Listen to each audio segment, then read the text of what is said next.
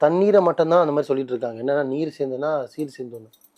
இந்த உலகத்தில் எது இயற்கை மூலிமா நம்மளுக்கு கிடைக்குதோ அது எதுவும் நீங்கள் வேஸ்ட் பண்ணுறீங்களோ அது அனைத்துமே திருப்பி உங்களுக்கு கிடைக்கிறது ரொம்ப கஷ்டம். இயற்கையாக நீங்கள் உருவாக்குறது வந்து பார்த்தீங்கன்னா 10 உடைக்கலாம் 10 செய்யலாம். ஆனால் இயற்கையாக வர்றது உங்களால் உருவாக்க முடியாது. மில்லியன் கணக்கில் வச்சா கூட உங்களால் உருவாக்க முடியாது. ஆனால் அந்த இயற்கையாக உங்களுக்கு அதை கொடுக்கும்போது, இந்த பிரபஞ்சம் உங்களுக்கு கொடுக்கும்போது அது உங்களுக்கானது. அது நீங்கள் வந்து எவ்வளோ நீங்கள் அதை அலட்சியமாக நடத்துறீங்களோ, எவ்வளோ இப்போ தண்ணி வேஸ்ட் பண்ணுறதா இருக்கட்டும், சாப்பாடு வேஸ்ட் பண்ணுறதா இருக்கட்டும், வர லக்ஷ்மியை நீங்கள் வீரியம் வேஸ்ட்டாக பண்ணுறதா இருக்கட்டும், இது எல்லாமே பார்த்தீங்கன்னா திருப்பி உங்கள் கையில் வர்றது ரொம்ப கஷ்டம். ஏன்னா இந்த பிரபஞ்சமே உனக்கு முதல்ல ஒரு பங்கு கொடுக்கும். இதை வச்சு நீ எப்படி வாழ்கிறன்னு பார்ப்போங்க.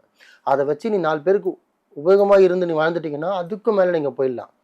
நீங்கள் உங்களுக்கு ஒரு நாளைக்கே நீங்கள் வீண் செலவு ஆடம்பரம் சம்மந்தம் இல்லாமல் நீங்கள் செலவு பண்ணிங்கன்னா அடுத்தது லக்ஷ்மி வராது. ஏன்னா எங்கே பணம் இருக்குதோ அந்த லக்ஷ்மி சேர்ந்துக்கிட்டே போகும். ஸோ பர்க்கத்தாக சேர்ந்துட்டு போகும். இருக்கிற ஃபஸ்ட்டு கொடுத்த ஒரு பர்க்கத்தை நீ வேஸ்ட் பண்ணிட்டேன்னா திருப்பி எப்படி வரும்? அதே தான் உணவும்.